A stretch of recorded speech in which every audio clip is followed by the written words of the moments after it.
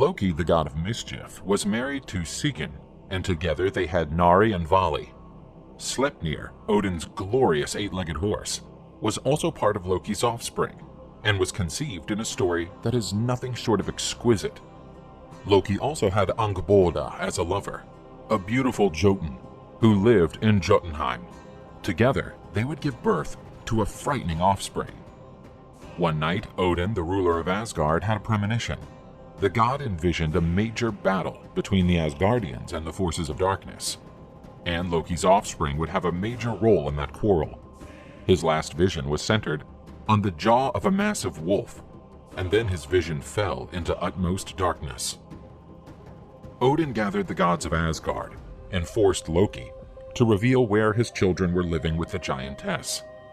The gods then left for Jotunheim, trying to catch the sons of Loki. After reaching the dwell of the giant Angbodda, the gods kidnapped Jotun's children. Loki's offspring were still quite young.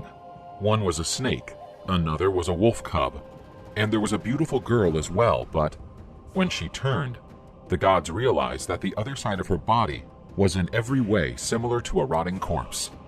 That girl was Hel, and she was certainly a daunting figure. Throughout the journey that would take the gods of Asgard home, Odin noticed that the serpent's size had doubled.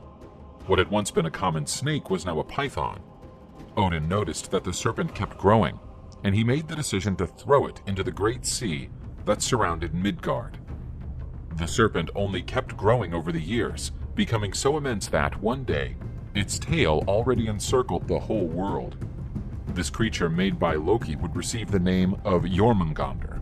All the gods looked suspiciously at Hel and Asgard. Some felt frightened by her. Odin, noticing that the girl preferred the company of the dead than of the living creatures, designated her the ruler of the world of the dead.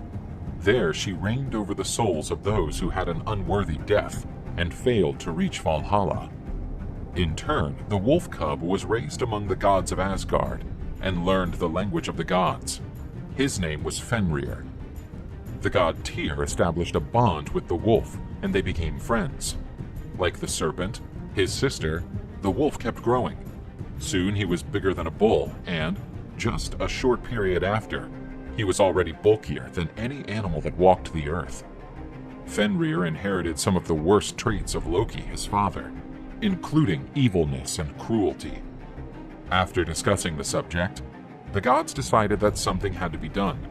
A wolf with so much power would be a threat to all the inhabitants of Asgard, and the gods began to plot a way to circumvent that threat.